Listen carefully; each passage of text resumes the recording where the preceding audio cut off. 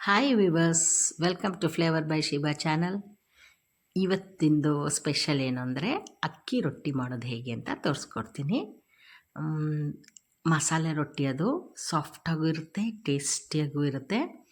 ನನ್ನ ವೀಡಿಯೋಸ್ನ daily watch ಮಾಡ್ತಾನೇ ಇರಿ, ಹಾಗೆ ಒಂದು ಲೈಕ್ ಕೂಡ ಕೊಡಿ. ನೋಡಿ, ರೆಡಿಯಾಗಿರೋಂಥ ರೊಟ್ಟಿ. ನಾನು ಇದಕ್ಕೆ ಚಟ್ನಿ ಮಾಡ್ಕೊಳ್ತೀನಿ, ಬಟ್ ನಾನು ಬರೀ ರೊಟ್ಟಿನೇ ತಿನ್ನೋದು, ನಂಗೆ ಭಾಳ ಇಷ್ಟ ಹಂಗೆ ತಿನ್ನೋದು. ನೋಡಿ, ಇದರಲ್ಲಿ 3 ಸ್ಪೂನು ಅಕ್ಕಿ ಹಿಟ್ಟು ತೊಗೊಂಡಿದ್ದೀನಿ. 3 ಸ್ಪೂನು ಅಕ್ಕಿ ಹಿಟ್ಟು ತೊಗೊಂಡಿದ್ದೀನಿ.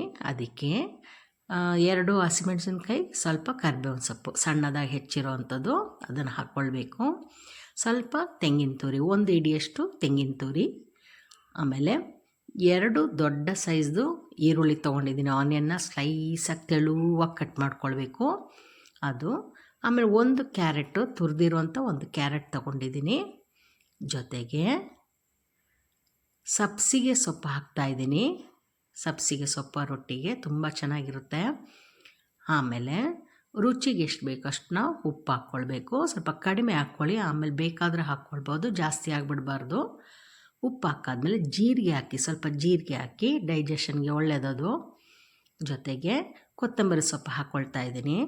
ಅದಾದಮೇಲೆ ನೀವು ನೋಟ್ ಮಾಡಬೇಕಾಗಿರೋದೇನೆಂದರೆ, ಇದು ಕುದ್ದಿರುವ ನೀರು, ಹಾಟ್ ವಾಟರ್, ಇದು ಬಿಸಿ ನೀರು, ಚಂದ ಬಿಸಿ ನೀರು, ಕುದಿಯುವಂಥ ನೀರನ್ನ ಹಾಕ್ಬಿಟ್ಟು ಸ್ಪೂನಲ್ಲಿ ಮಿಕ್ಸ್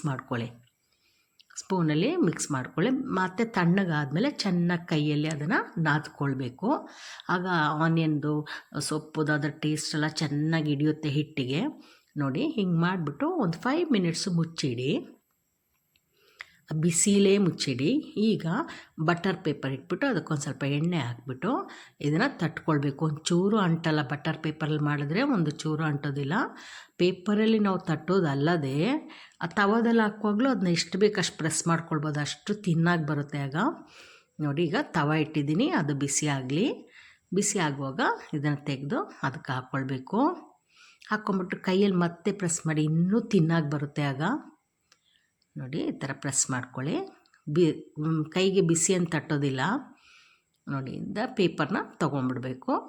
ತೊಗೊಂಡ್ಬಿಟ್ಟು ಅದನ್ನು ಚೆನ್ನಾಗಿ ಮೀಡಿಯಮ್ ಫ್ಲೇಮಲ್ಲಿ ಇಟ್ಕೊಳ್ಳಿ. ಫುಲ್ ಫ್ಲೇಮ್ ಬೇಡ, ಮೀಡಿಯಮ್ ಫ್ಲೇಮಲ್ಲಿ ಇಟ್ಕೊಂಡು ಅದು ಚೆನ್ನಾಗಿ ಬೇಯೋ ತನಕ ವೆಯ್ಟ್ ಮಾಡಿ. ಆಗ ಅಲ್ಲಿ ನಮಗೆ ಗೊತ್ತಾಗ್ತದೆ, ಕಲರೆಲ್ಲ ಚೇಂಜ್ ಆಗುತ್ತೆ. ಅದ್ರ ಮುಂಚೆ ತೆಗಿಲಿಕ್ಕೆ ಹೋಗಬೇಡಿ. ಆಮೇಲೆ ಇದನ್ನು ತೆಗೆದು ಉಲ್ಟಾ ಮಾಡಬೇಕು. ಉಲ್ಟಾ ಮಾಡಿ 2 ಸೈಡು ಫ್ರೈ ಮಾಡಿ. ಕೆಲವ್ರಿಗೆ ಸಾಫ್ಟಾಗಿ ರೊಟ್ಟಿ ಇದ್ದರೆ ಇಷ್ಟ, ಹಾಗಾಗಿ ಸ್ವಲ್ಪ ಮಾತ್ರ ಫ್ರೈ ಮಾಡಿ.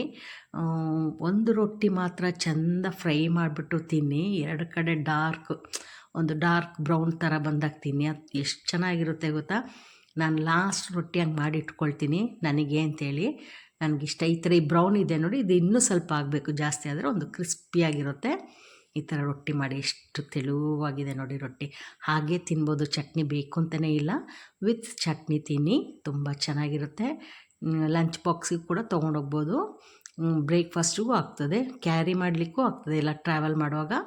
ಈ ವಿಡಿಯೋನ ಟ್ರೈ ಮಾಡಿ. ನೆಕ್ಸ್ಟ್ ವಿಡಿಯೋದಲ್ಲಿ ಮೀಟ್ ಮಾಡೋಣ.